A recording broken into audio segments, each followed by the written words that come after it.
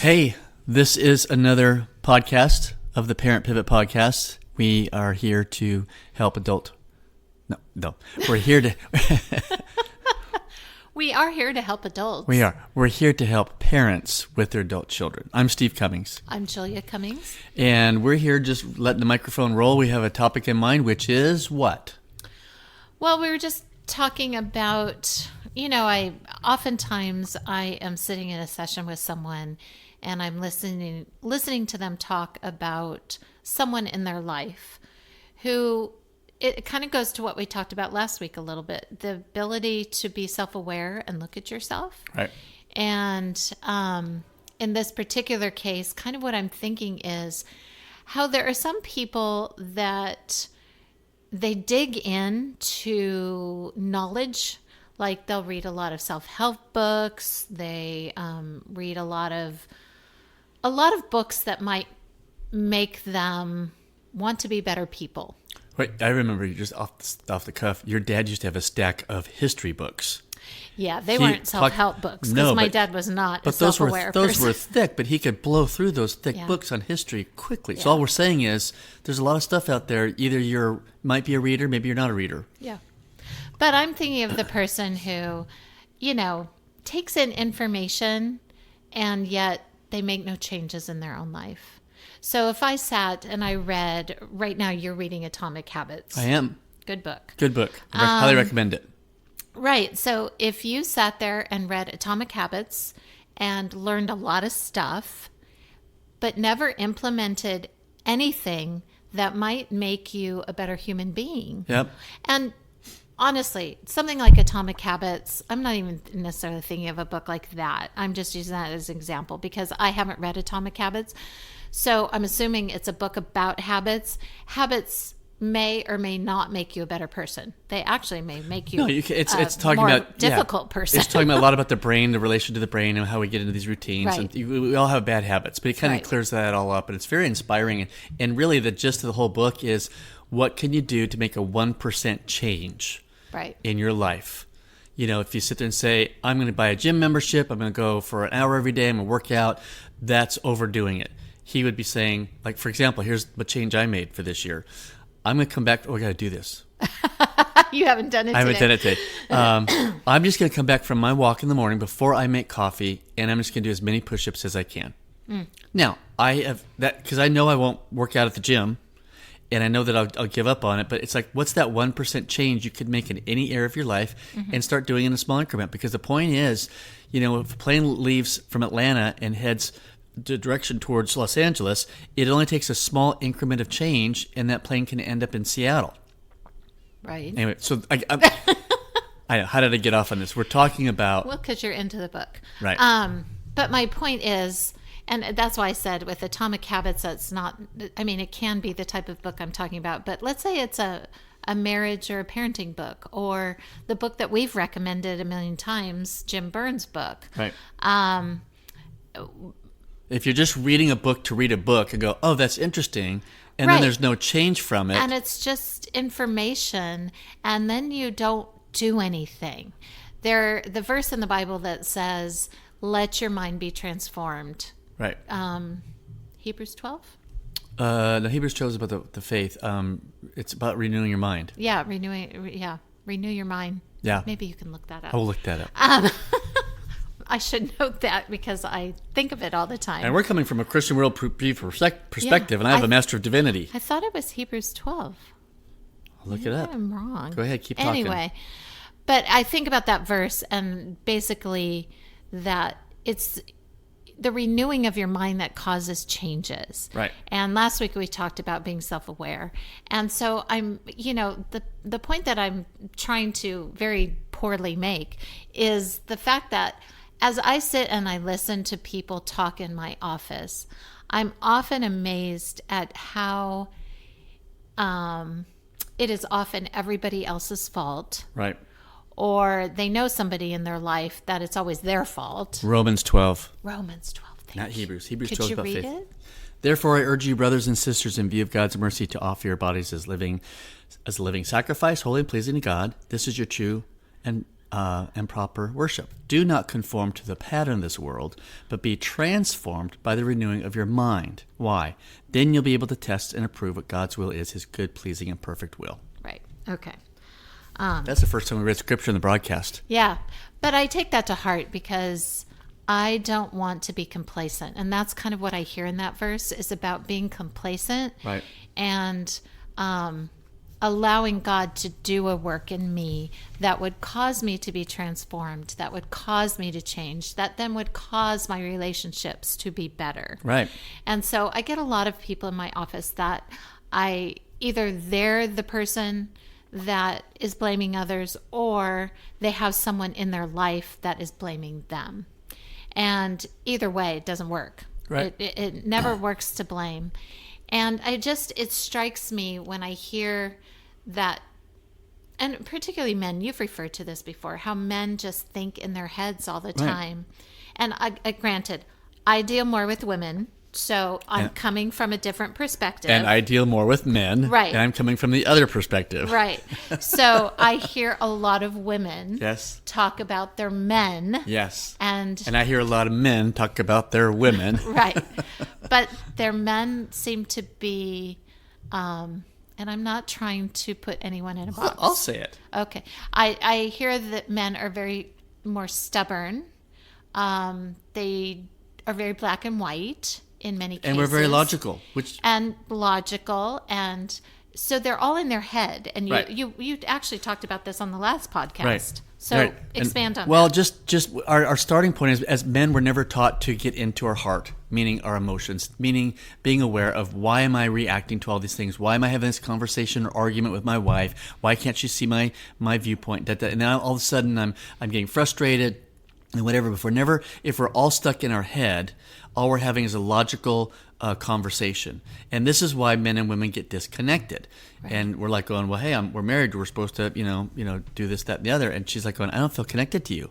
Mm-hmm. You're not being nice. And because women come more, they're kind of wired, they come more from a heart. And this goes back to the book Guardian Angel. Mm-hmm. You mentioned that and I mentioned that before, where God gives us our wives as guardian angels. They're much more in tune with what's going on around. They have our blind spots because we're just looking at where we're going. Let's pick up, let's move, we get jobs, we do this, we do that. I'm supposed to go out there, earn a living, provide for you, put bread on the table, roof over our heads, I did my job, and that's it. And she's like, no, we're going to make a home. So all that to say is, men, we do struggle with getting out of our heads. Yeah. That's just, I struggled with it for 27 years before life crashed and my best got me to getting into intensive therapy. Yeah. Okay, because I thought, you know what, something needs to change, and the something that needs to be changed isn't the rest of the world. The something that needs to change is Steve Cummings, which is kind of the impetus of this podcast. Right. Because what I hear often, and you can tell me if you hear this with your men, is that the wife is too emotional, it's like, you're not making sense. Right. You're too sensitive. You're too emotional. You're too this. You're too that.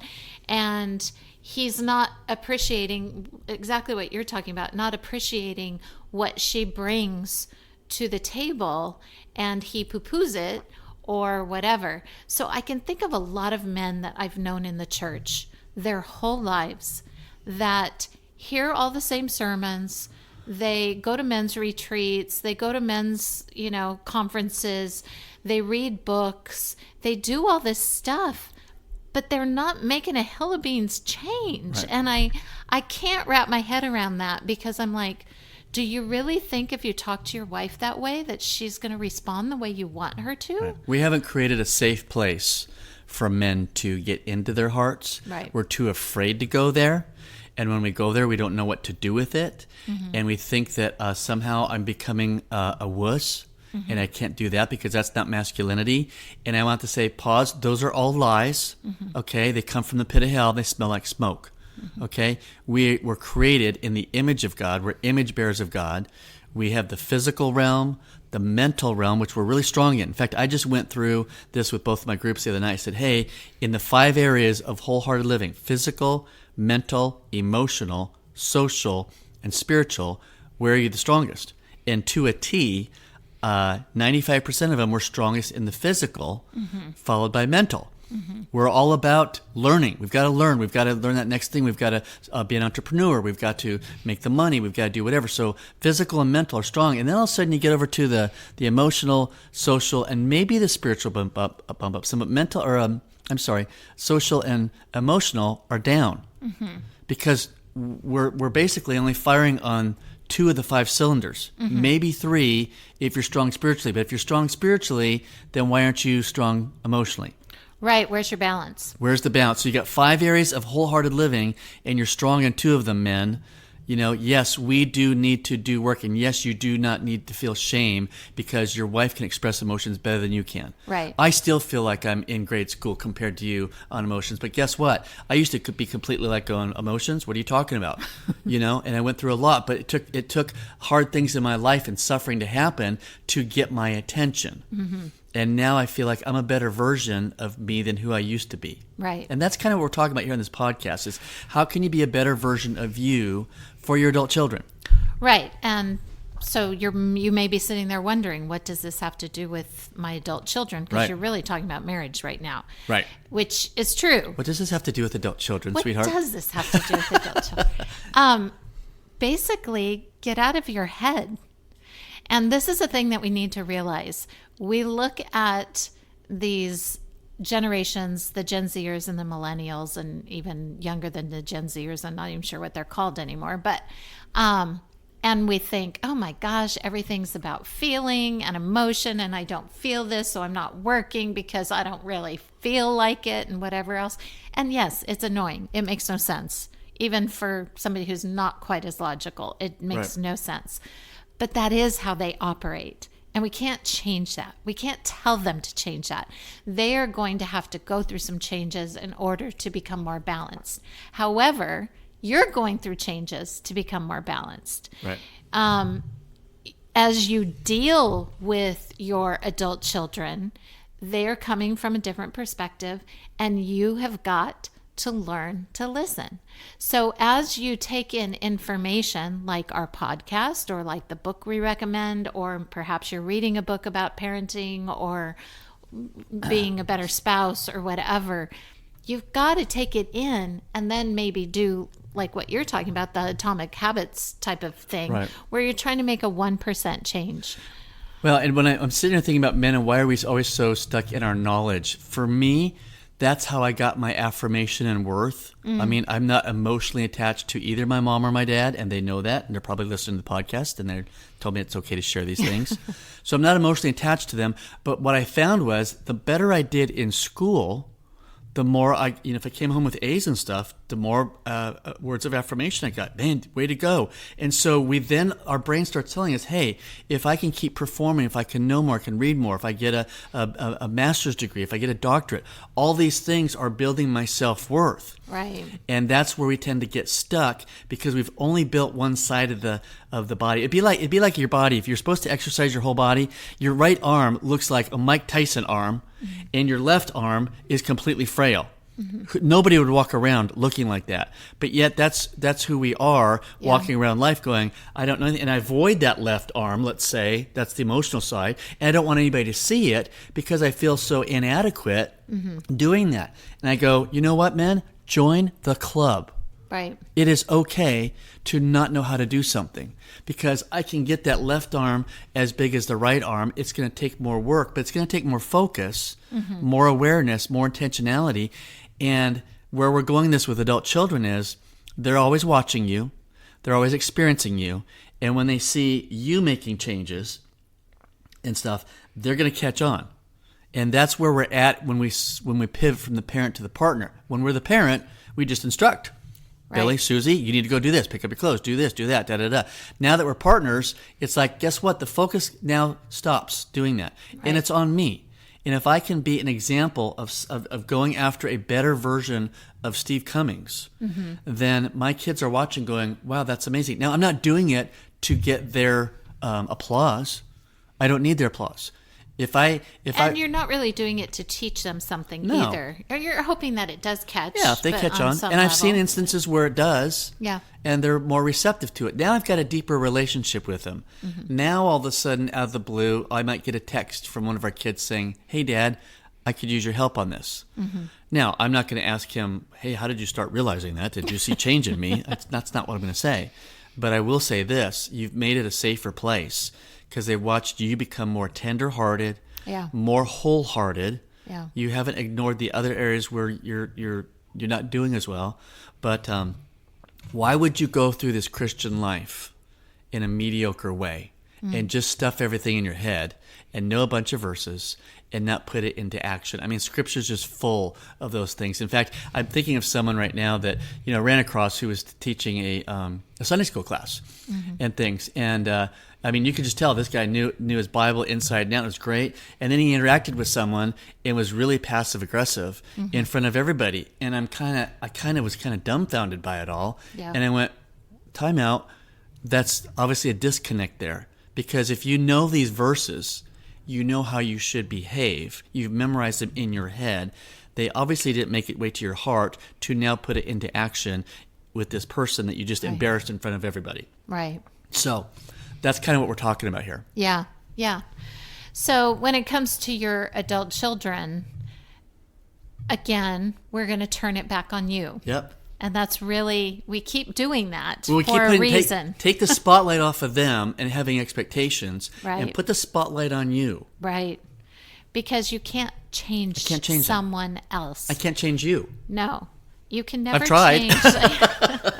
You doesn't can work. never change someone else. You can only change you, your responses, your reactions, and it really comes down to you and how you are operating.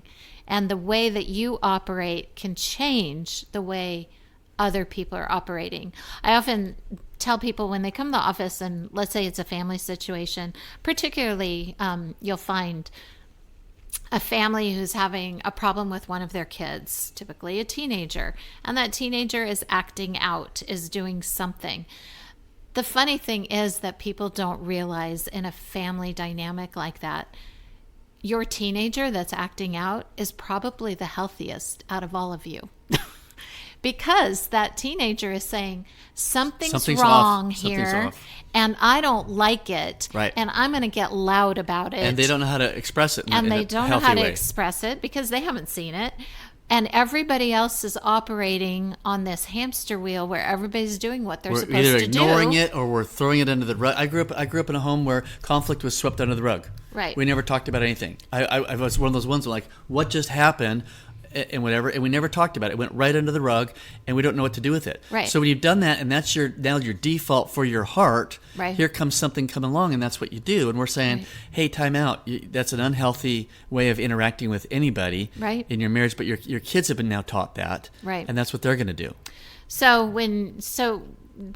back to my point though about a teenager in this situation, it's oftentimes that teenager and getting the family into therapy because of them acting out, that all the truths will come out, that all of the unhealthy actions come out, and then everybody's making a change together. Right. So when you choose to look at yourself, to make a change in yourself, it will naturally spill out onto the others that you're engaging with. Right, because you're making changes here, and you're reading or absorbing or asking your mate, hey, what's it like to be on the other side of me? If you ever ask that question, you need to be in a really teachable posture with your arms open wide and your palms up, saying, I really want to know. Yeah. What are some areas that you see, sweetheart? You see my blind spots. And you might say, hey, you're quick to cut off friendships when you get offended. Mm-hmm. Oh, okay. I should probably work on that. And why do I do that?